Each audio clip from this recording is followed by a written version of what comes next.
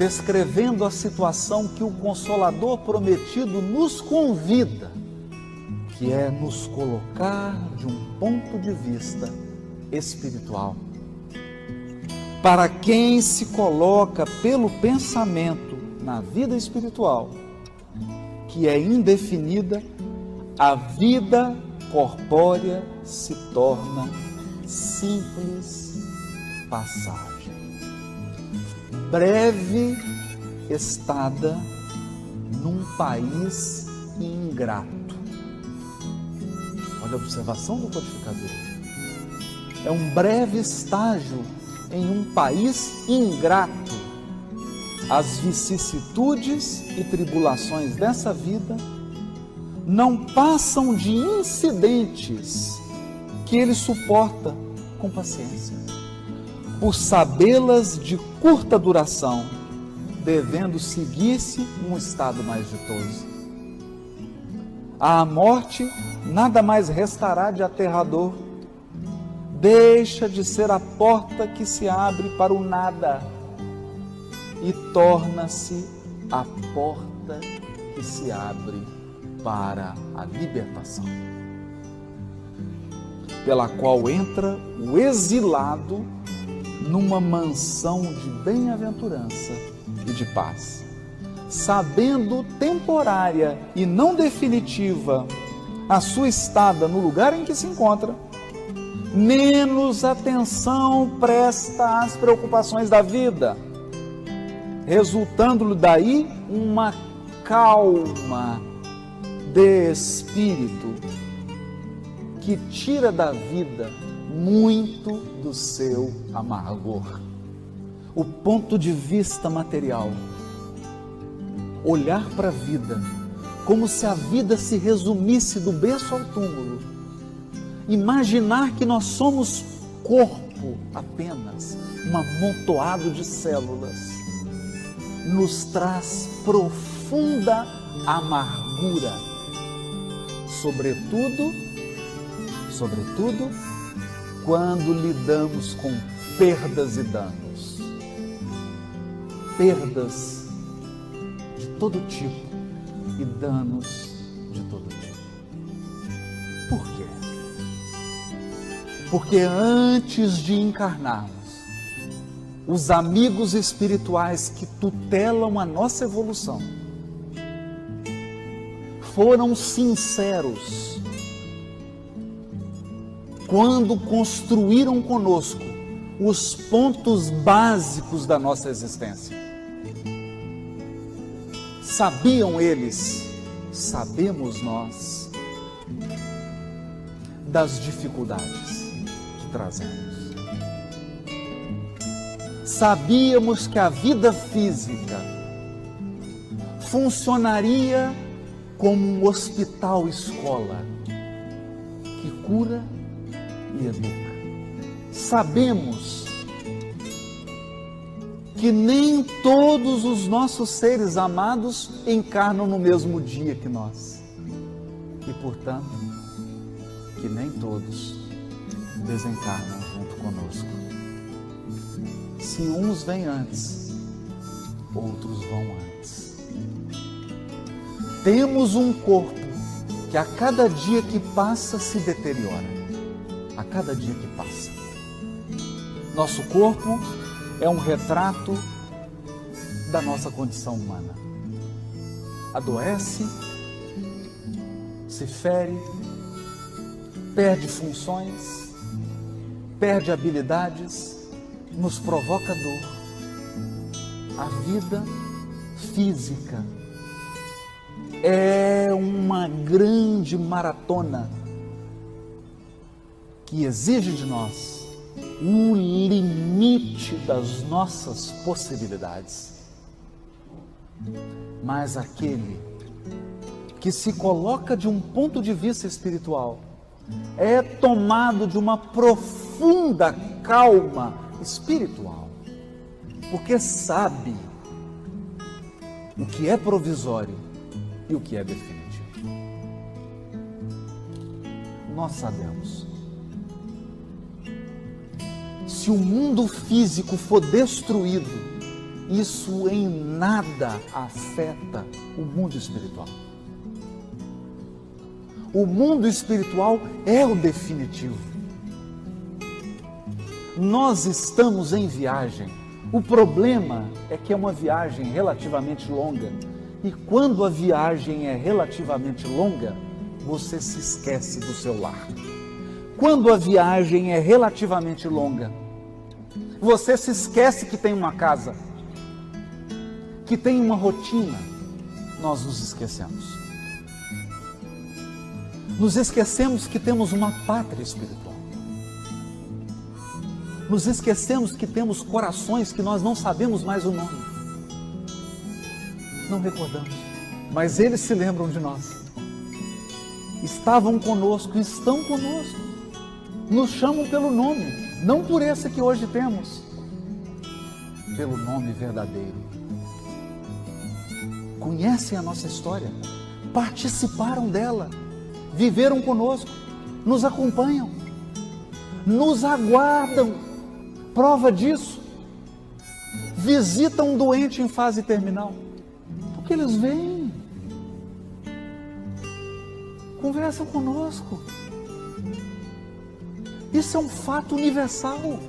Quem está partindo, vê, ouve, recebe visita, sonha, volta a se relacionar intensamente,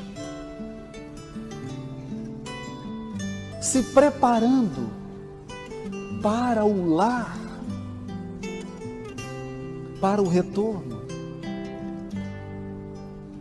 Preocupado então com a transição do orbe e com os desafios que a transição nos traz.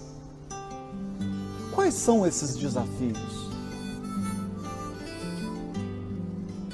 Esses desafios, nós recebemos advertências e avisos. Os Espíritos disseram ao codificador como seria um dos elementos da transição. A proposta materialista ia dominar o mundo. Quem governa o mundo hoje é o materialismo.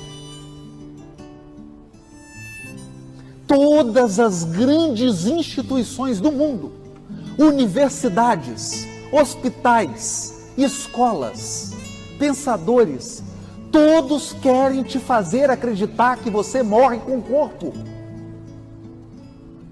Fazem questão de nos ensinar isso. Fazem questão de frisar isso. Se você diz que não acredita nesse modelo materialista, às vezes você é excluído na empresa, na repartição pública, na universidade. Você não consegue bolsa. Se você é professor, você é isolado dos colegas, porque é bonito ser materialista. É conveniente ser materialista. Porque o materialismo só tem um compromisso, compromisso com o egoísmo. O materialismo, diria Kardec, em se alastrando, cria uma sociedade de egoístas ególatras. Nós estamos vendo isso. Nós estamos vendo isso. O problema do mundo não é em si um problema de maldade, é um problema de egoísmo. Porque muitos dos maus, dos males que são causados não porque a pessoa queria causar um mal. Não. Ela causou um mal porque ela só quer o bem dela. Porque ela sequer foi capaz de enxergar o outro. Porque ela sequer foi capaz de sentir coração do outro. E hoje nós temos milhões de criaturas no corpo insensatas, corações sem cuidado.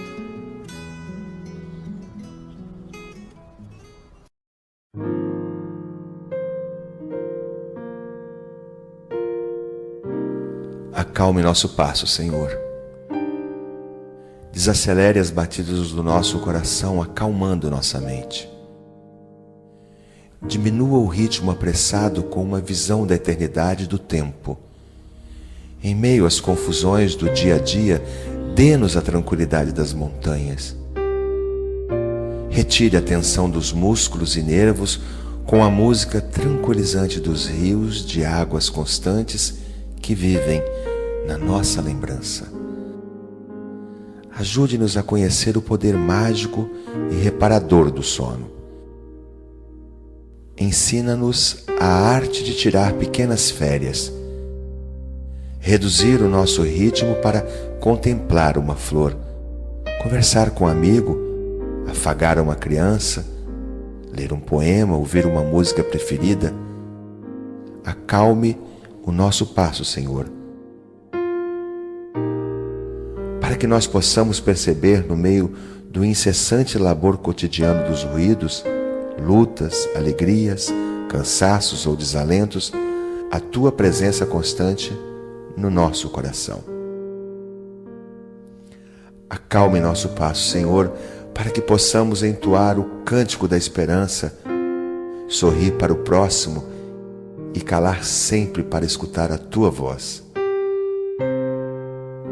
Acalme nosso passo, Senhor, e inspira-nos a enterrar nossas raízes no solo dos valores duradouros da vida, para que possamos crescer até as estrelas do nosso destino maior. Obrigado, Senhor, pelo dia de hoje, pela família que me destes, pelo meu trabalho e, sobretudo, pela Tua presença constante em minha vida.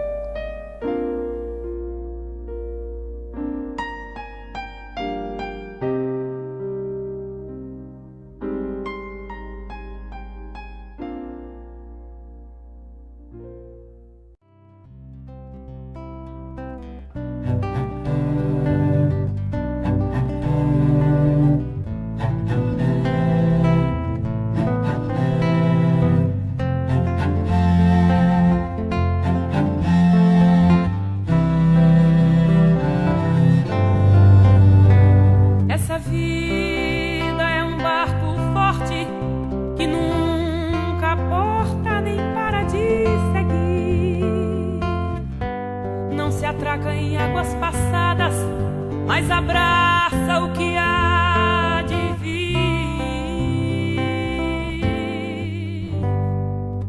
Essa vida é assim, feitos dias, onde a luz da manhã não esquece de vir. E em noites de melancolia já nos viu chorar só pra fazer sorrir. A vida é a casa do tempo, e o tempo é da gente viver. A vida é esta criança que no tempo ensina, e é tão doce aprender. A vida vale todo o tempo, e o tempo é o milagre de ser assim, maior que a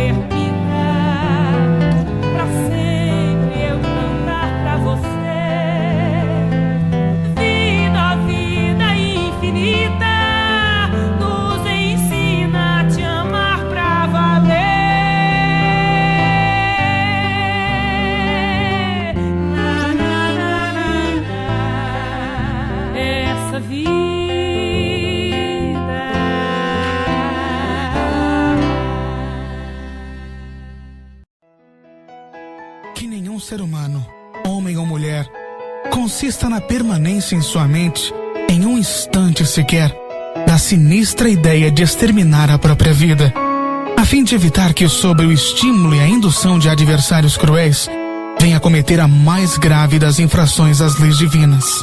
Salve uma vida, salve muitas vidas. Onde houver gente feliz, pode estar o próximo suicida.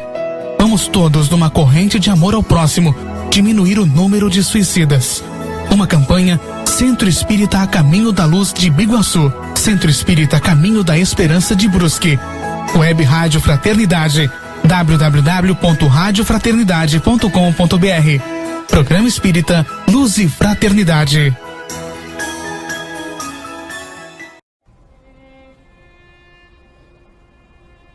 No livro Obras Póstumas, há a mensagem de um espírita dirigindo a Kardec, dizendo assim, que a transição, que esse momento grave, seria marcado por dois fenômenos. O suicídio se multiplicaria e a loucura entendida como todo distúrbio psíquico, psicológico, anímico, atingiria um tão alto grau que as pessoas seriam riscadas do livro da vida antes mesmo de morrerem. Eu particularmente conheço dezenas de jovens, 14, 15 anos, que já não estão vivos nem mortos. Porque perderam o bem mais precioso que você pode ter. O bem mais precioso, o sentido da vida. Se você perder o sentido da vida, você perdeu tudo. Tudo. Não importa o que você tem e o que você não tem. Diante desse patrimônio bilionário, todos os bens são centavos. O sentido da vida, o sentido. Quem é você? O que você veio fazer aqui? Por que você acha que está vivendo as experiências que está vivendo? O que a vida quer dizer a você? O que ela está te pedindo? Que proposta ela está te apresentando? O que a vida está pedindo para você deixar? E o que ela está pedindo para você agarrar? Perguntas simples que serão respondidas no silêncio das suas noites. Quando você entrar no teu aposento íntimo, o local mais silencioso do mundo, o local mais escondido, o menos visitado da terra, seu coração, e orar em segredo àquele que vê em segredo.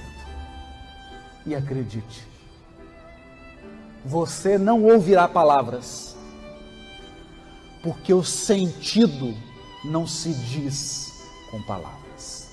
Ninguém acessa sentido com palavras. Nós acessamos sentido com o coração. Você sente o sentido. Por esta razão, no livro Alvorada do Reino,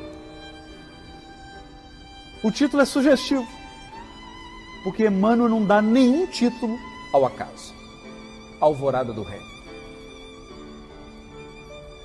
Não é possível ver o nascer do sol sem passar pela madrugada. Para ver a alvorada, é necessário atravessar a madrugada. E a madrugada é fria, é solitária, é angustiante. A alvorada do reino. O capítulo é nunca desfalecer, nunca entregar, nunca jogar a toalha. Nesse capítulo, Emmanuel comenta um intrigante versículo. E a gente fica pensando, Por que que ao comentar esse versículo ele deu esse título ao capítulo?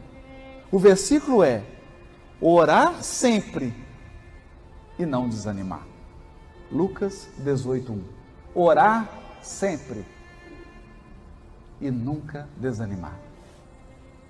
Comenta o benfeitor: não permitas que os problemas externos, inclusive os problemas do seu próprio corpo, te inabilitem para o serviço da tua iluminação. Não permita. Os problemas podem fazer tudo com você, e eles fazem tudo, eles esmagam a gente.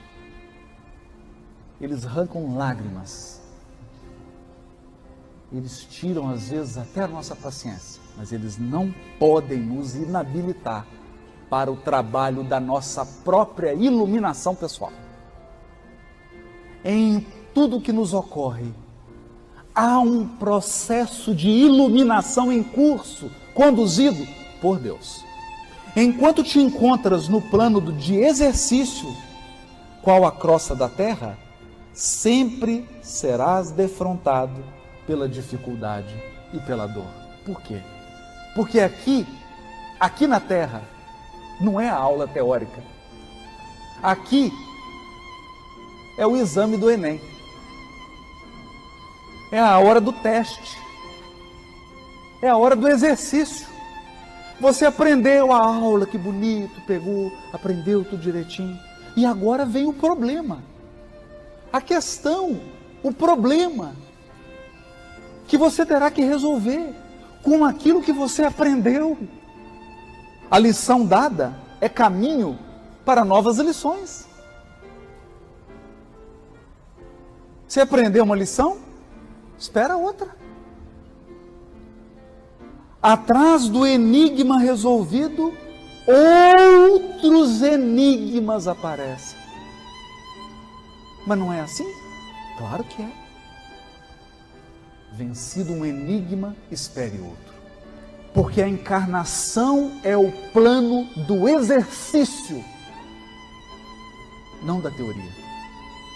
Outra não pode ser a função da escola, senão ensinar, exercitar e aperfeiçoar. Qual é a função da nossa vida corporal? Da minha? Do Oleni? Da sua? Qual é a função da vida corporal? Ensinar, exercitar e aperfeiçoar. Enche-te, pois, de calma e bom ânimo em todas as situações. Calma e bom ânimo. Mas é encher mesmo. É encher até derramar. Porque se você não tiver calma, você não verá a hora em que Deus vai atuar. Por uma razão muito simples. Deus é sempre o último da fila. Ele é sempre o último a falar. Todo mundo dá opinião. Não, você não vai conseguir. Isso é difícil. Não, não vai dar certo. Não, você deveria fazer isso. Ah, eu acho que você tinha que ir por outro caminho. Não, eu acho que você tem que fazer isso aqui. Ah, mas você não é capaz. Não, mas você não tem condição. Milhões falam, até que Deus se manifesta. E isso exige calma. Calma e bom ânimo. Foste colocado entre obstáculos 1000 de natureza estranha. Olha o que a Emmanuel está dizendo. Todos nós estamos mergulhados em 1000 obstáculos estranhos. Tem hora que você olha para a situação da sua vida, da minha, e você fala assim: eu não estou entendendo nada. Que dificuldade é essa? Por que eu estou passando por isso? Não faz o mínimo sentido. É isso mesmo. Foste colocado entre obstáculos 1000 de natureza estranha, para que, vencendo inibições fora de ti, aprendas a superar as tuas limitações. Deus coloca o obstáculo fora para que você veja a limitação que você tem dentro. Porque se não fosse o obstáculo interior, você não enxergaria a limitação interior. Então, todos os obstáculos, por mais esquisitos, e eles são bastante, por mais estranhos, não faz sentido. Você tenta conectar a sua vida, não tem sentido nenhum. Você não conecta. É porque as linhas não vêm dessa. Os fios vêm de outras e outras e outras e outras. São numerosos fios. Ninguém entende esse ambiente aqui se olhar para esse quadrado. E encarnado, nós não teremos a visão do conjunto. Uma coisa é certa: se a vida corporal é escola, o sentido dos obstáculos são as minhas limitações interiores. Eles vêm, os obstáculos, na direção delas. A vida é provocativa. Há um filósofo italiano que diz assim: ninguém nasce com vocação, esquece isso. Vocação para nada. A vida é uma provocação. A vida te provoca. Ela é provocativa. E aí você responde à provocação. Essa resposta, diz esse pensador, as pessoas chamam de vocação. Enquanto a comunidade terrestre não se adaptar à nova luz, respirarás cercado de lágrimas inquietantes, de gestos impensados e de sentimentos escuros. Sentimentos escuros, gestos impensados, lágrimas inquietantes. Enquanto a humanidade não respirar a nova luz, porque o dia que a humanidade respirar a nova luz, a luz da imortalidade da alma, isso não haverá mais. Dispõe-te a desculpar e auxiliar sempre, a fim de que não percas a gloriosa oportunidade de crescimento espiritual. Lembra-te de todas as aflições que rodearam o espírito cristão no mundo desde a vinda do Senhor. Onde está o sinédrio que condenou Jesus à morte? Onde os romanos vaidosos e dominadores? Cadê os romanos? Alguém está vendo um soldado aí, romano? Onde os verdugos da Boa Nova Nascente? Onde os guerreiros que fizeram correr, por causa do Evangelho, rios escuros de sangue e suor? Onde os príncipes astutos que combateram e negociaram em nome do renovador crucificado? Onde as trevas da Idade Média? Onde os políticos e inquisidores de todos os matizes que feriram em nome do excelso benfeitor?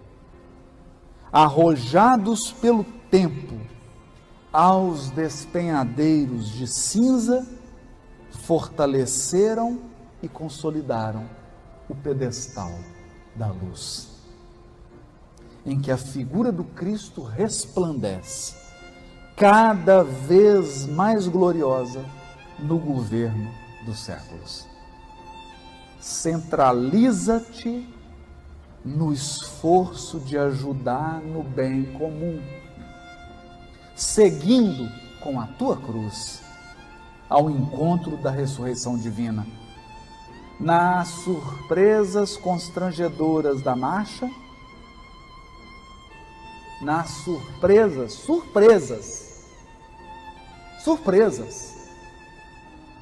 Porque as dores constrangedoras da encarnação, elas chegam de surpresa, surpreendem todo mundo. Nas surpresas constrangedoras da marcha, recorda que, antes de tudo, importa orar sempre.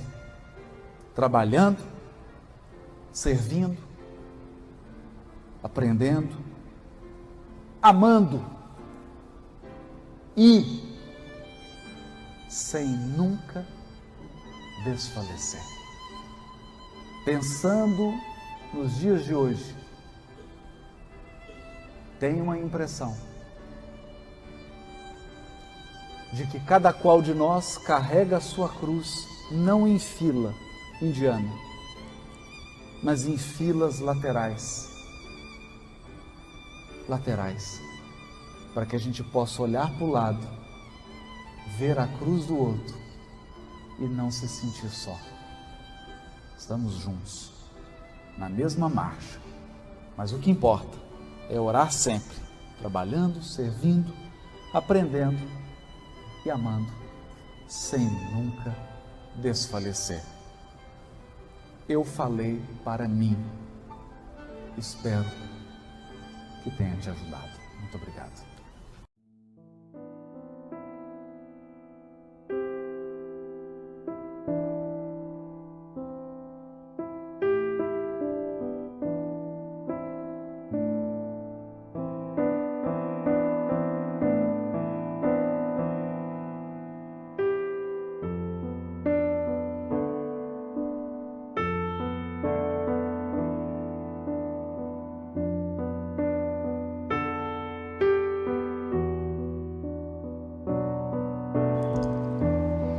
Como conhecer os espíritas? Emmanuel. Sendo o espiritismo, antes de tudo, uma filosofia religiosa, como conhecer os verdadeiros espíritas?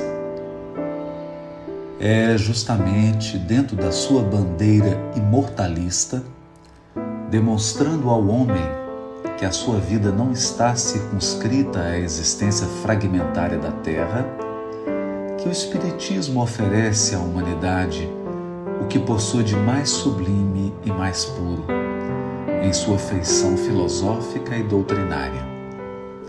As suas próprias expressões fenomênicas não objetivam outro desideratum que não esse, de espalhar as sementes benditas da crença e da esperança.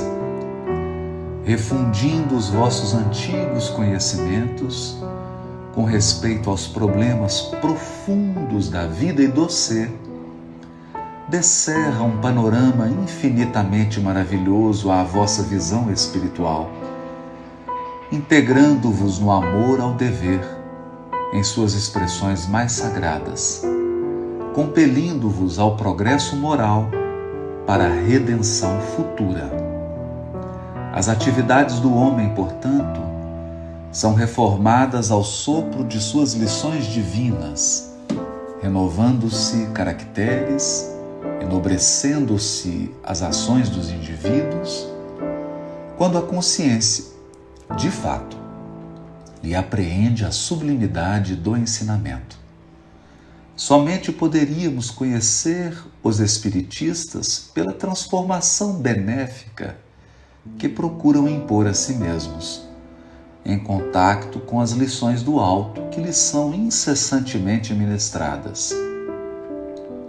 Os entendedores legítimos da doutrina não são aqueles que se apaixonam nos círculos esterilizados das palavras da polêmica, mas justamente os que se saturam da tolerância e da serenidade evangélicas, cooperando com o seu esforço para que as leis fraternas da caridade cristã sejam devidamente compreendidas e postas em prática. Estes últimos, considerados aqueles de boa vontade aos quais se refere o Evangelho em suas lições divinas, ignoram se há dogmas e princípios religiosos separando os espíritos na terra. Todos os homens são seus irmãos, necessitados de sua amizade e de seu carinho. E fechando os olhos para os erros alheios, fazem da experiência terrena um apostolado sublime de humildade, caridade e perdão.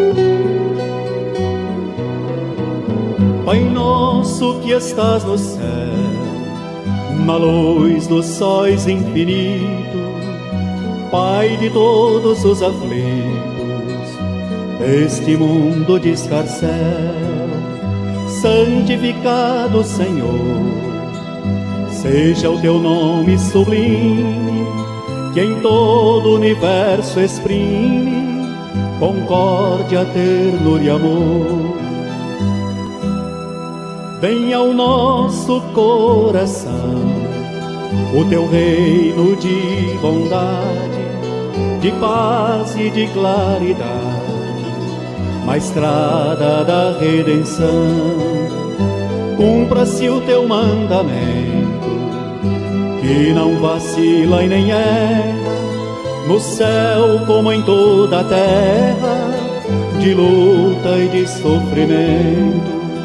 Evita-nos todo o mal, dá-nos o pão no caminho, feito na luz, no carinho do pão espiritual.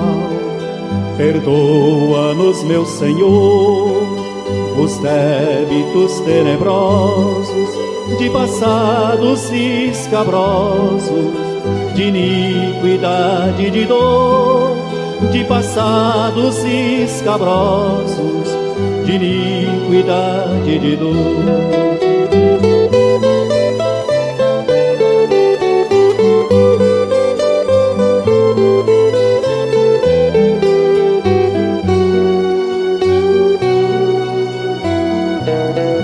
Auxilia-nos também nos sentimentos cristãos, amar nossos irmãos que vivem longe do bem. Com a proteção de Jesus, livra nossa alma do erro, sobre um mundo de desterro, distante da vossa luz. Que a nossa ideal igreja seja o altar da caridade, onde se faça vontade do vosso amor, assim seja. Onde se faça vontade do vosso amor, assim seja.